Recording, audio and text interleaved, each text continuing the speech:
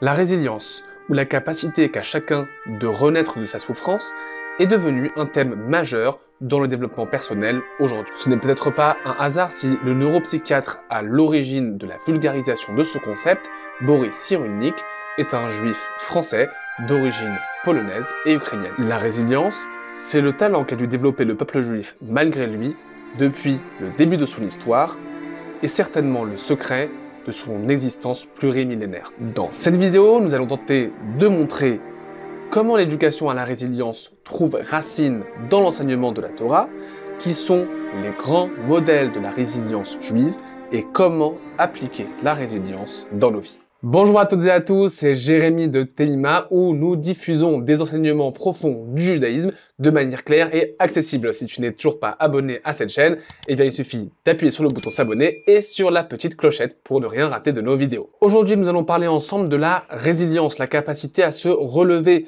d'un traumatisme, et nous allons voir à quel point cette résilience est un point central dans le judaïsme. Si nous regardons un petit peu notre histoire, on se rend vite compte que la résilience est le facteur qui nous a permis d'exister pendant toute l'histoire du peuple juif. Abraham, premier patriarche juif de l'histoire, devra surmonter 10 épreuves pour montrer qu'il est digne d'entrer dans l'alliance avec Dieu. C'est ainsi qu'il devra quitter son pays et sa famille. Il est jeté dans une fournaise ardente pour sa foi en un Dieu unique dont il sera miraculeusement sauvé. Il n'arrive pas à avoir d'enfant avec sa femme Sarah, bien qu'il ait reçu la promesse d'avoir une descendance nombreuse. Et lorsque Sarah tombe finalement miraculeusement enceinte à un âge très avancé, Dieu va demander d'offrir son fils Isaac en sacrifice, chose qu'il fera. Bien évidemment, Dieu ne voulait pas le sacrifice, il l'attachera et il l'empêchera au dernier moment. Du côté des matriarches, idem, il y a un certain nombre d'épreuves dont elles ont dû se relever. La plupart des matriarches étaient stériles et ont attendu de nombreuses années avant d'avoir leurs enfants. Et lorsque cela fut le cas, ils ont dû affronter les guerres fratricides au sein même de leur famille, comme Isaac et Ismaël, entre Jacob et Ésaü et Esav, et même au sein des 12 tribus, les enfants de Jacob et de Rachel et Léa, puisqu'il y a eu les tensions entre Yosef d'une part et les autres frères.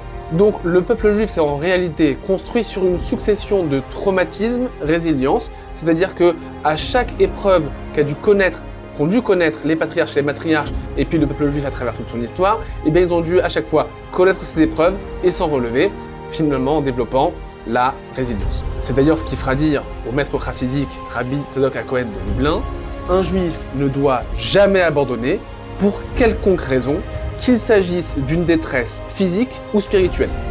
Toute la construction de la nation juive s'est déroulée après un moment de détresse totale, car c'est toute la nature du juif de croire qu'il est interdit d'abandonner, car Dieu peut toujours aider et que rien ne lui est impossible. Il y a un verset dans les Proverbes du roi Salomon qui illustre bien le principe de résilience. C'est le verset suivant. L'homme juste tombe 7 fois et se relève. La différence entre le juste et le méchant, ce n'est pas que le juste ne connaisse que succès et réussite, tandis que le méchant expérimente l'échec. Bien au contraire, la particularité du juste, c'est la capacité à se relever après une difficulté, à affronter la vie telle qu'elle est, à s'armer de courage pour dépasser les obstacles de sa vie. Le juste tombe 7 fois et se relève. Le juste est au singulier. Pour Rabbi Moshe Alcher, commentateur du XVIe siècle de la ville de Safed, cela veut dire que bien que le juste soit seul dans son épreuve, bien qu'il tombe, eh bien il est capable de puiser à l'intérieur de lui les forces qui vont lui permettre de se relever. Pour le judaïsme, il est en effet inutile de rechercher l'illusion d'un réconfort dans des éléments extérieurs à sa propre personne qui vont lui faire oublier les difficultés de la vie de façon momentanée et puis qu'il retrouvera juste après être revenu à la réalité. En effet, la motivation du juste est intrinsèque. Elle provient du fin fond de son âme. Elle provient d'une prise en main de sa personne, d'une prise de responsabilité par rapport à sa vie, et elle est l'expression consciente des choix qu'il fait et qu'il devra assumer. C'est comme ça qu'il arrive à se relever. Le juste fait le choix d'affronter les difficultés auxquelles il est confronté afin de sublimer les épreuves qu'il connaît dans sa vie et de les transformer en leviers qui lui permettront par la suite de grandir encore et encore. Toujours le Al-Shir fait remarquer que le mot le plus important de ce verset, le juste tombe cette fois et se relève, c'est en vérité la lettre Vav, qui signifie et. Le mot et se relève se dit en hébreu vakam. La lettre Vav en début de mot, qui est en fait la conjonction de coordination et, est ponctuée d'une voyelle qui s'appelle le patar, qui donne le son à vakam. Or, il existe une autre voyelle possible pour cette lettre, c'est le sheva qui donne le son et.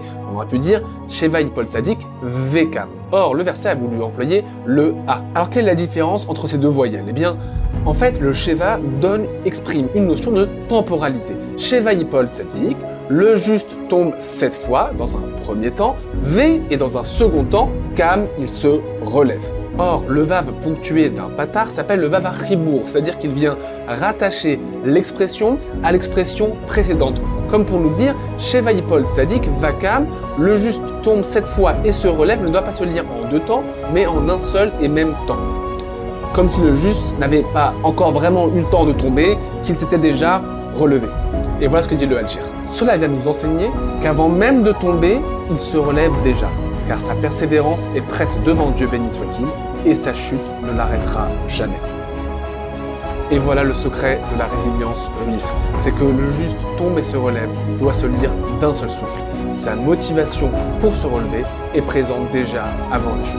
En d'autres termes, le secret du juste, ce n'est pas de ne pas échouer, mais c'est d'intégrer la possibilité de l'échec dès le départ, avant même de commencer son entreprise, tout en y intégrant et en y associant la capacité de se relever de cet échec. Parce que si l'on considère la réussite comme étant la norme et l'échec comme étant l'exception à la règle, à partir du moment où on tombe sur une difficulté, où on tombe sur un échec, eh bien on est désemparé. En revanche, le juste, lui, intègre l'échec dans son trajet spirituel, par conséquent il s'y prépare à l'affronter et il se prépare à le relever avant même qu'il n'arrive. Et la réussite n'est qu'un aboutissement de son entreprise. Le patriarche Yaakov est le seul et unique à être appelé Shalem, entier, dans le texte de la Torah.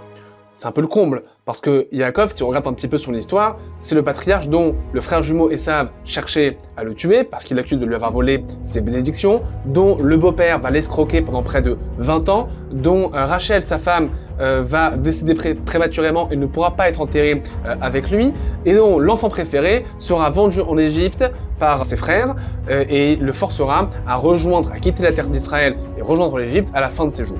Et ce personnage-là est appelé entier. Et bien pour le commentateur Sfat Emet, Yaakov est appelé entier parce que chacune des épreuves lui a permis de dévoiler un aspect de sa personnalité qui jusque-là était resté au stade de potentiel. En d'autres termes, l'épreuve est une occasion donnée à une personne pour dévoiler une facette de sa personnalité qui jusque-là était inexploitée.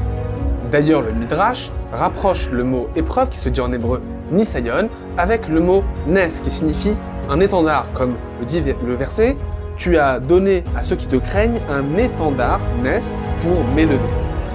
Parce que l'épreuve a pour objectif d'élever l'individu, tout comme un étendard a pour vocation d'être élevé sur le mât d'un bateau.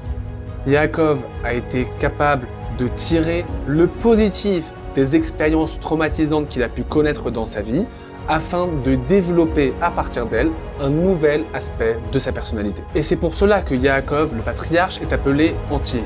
Parce que Yaakov a fait le choix, à travers ses épreuves, de se construire, de ne pas se laisser abattre par la difficulté, mais au contraire, d'en retirer un message qui l'accompagnera tout au long de sa vie et lui permettra d'acquérir une nouvelle stature spirituelle.